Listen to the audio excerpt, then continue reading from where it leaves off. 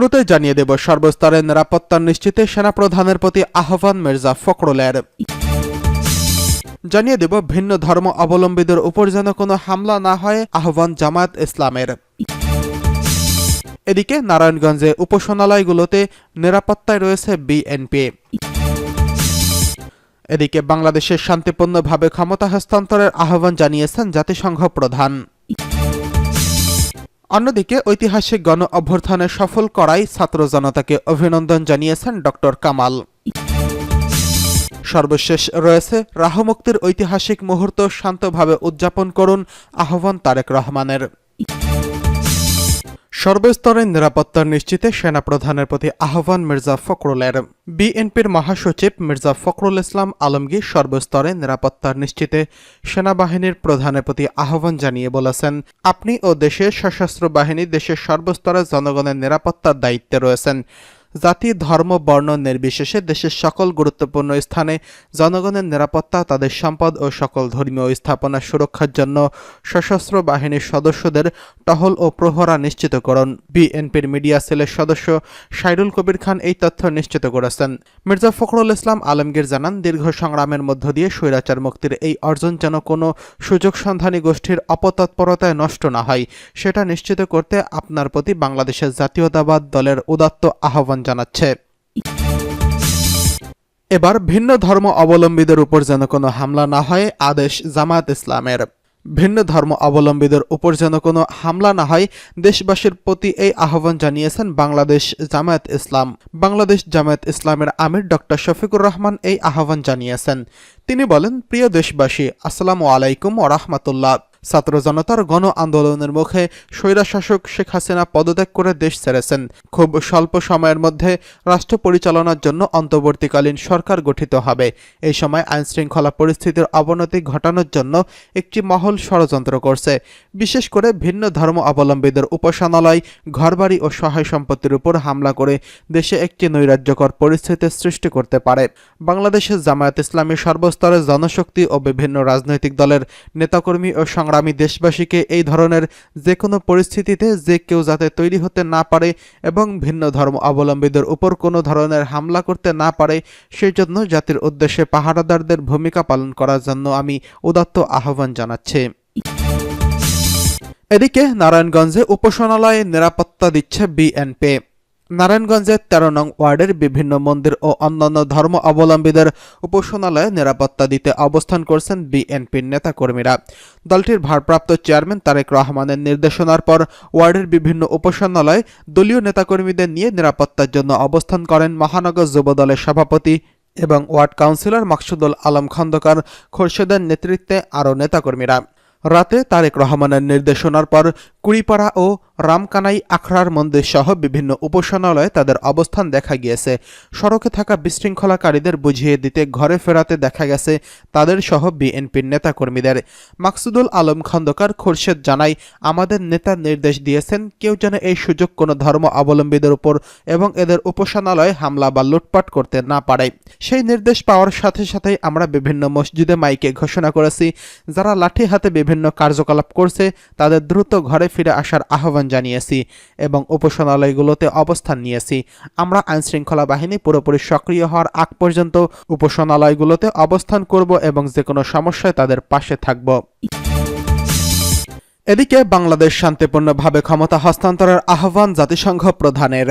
বাংলাদেশকে শান্ত রাখার আহ্বান জানিয়েছেন জাতিসংঘের মহাসচিব অ্যান্থনিও গুতেরেস। প্রধানমন্ত্রী শেখ হাসিনার পদত্যাগ ও পলায়নের পর ৫ই আগস্ট এই আহ্বান জানিয়েছেন তিনি। এ সময় দেশের একটি শান্তিপূর্ণ, সুশৃঙ্খল এবং গণতান্ত্রিকভাবে ক্ষমতা হস্তান্তরের প্রয়োজনীয়তার উপর গুরুত্ব আরোপ করেন গুতেরেস। এক প্রতিবেদনে ভারতীয় সংবাদ মাধ্যম টাইমস অফ ইন্ডিয়া এই খবর জানিয়েছেন। মুখপাত্র ফারহান হক বলেন, গুতেরেস বাংলাদেশের জনগণের সঙ্গে পূর্ণ সংহতি প্রকাশ করেছেন। এ সময় তাদের মানবাধিকারকে পূর্ণ সম্মান করার আহ্বান জানান তিনি। মুখপাত্র আরও জানান, জাতিসংঘ প্রধান আন্দোলন চলাকালে সংগঠিত সব ধরনের সহিংসতার জন্য একটি পূর্ণ, স্বাধীন, নিরপেক্ষ ও স্বচ্ছ তদন্তের জন্য প্রয়োজনীয়তার উপর জোর দিয়েছেন। এদিকে ঐতিহাসিক গণ অভ্যুত্থান সফল করায় ছাত্র জনতাকে অভিনন্দন জানিয়েছেন ডক্টর কামাল।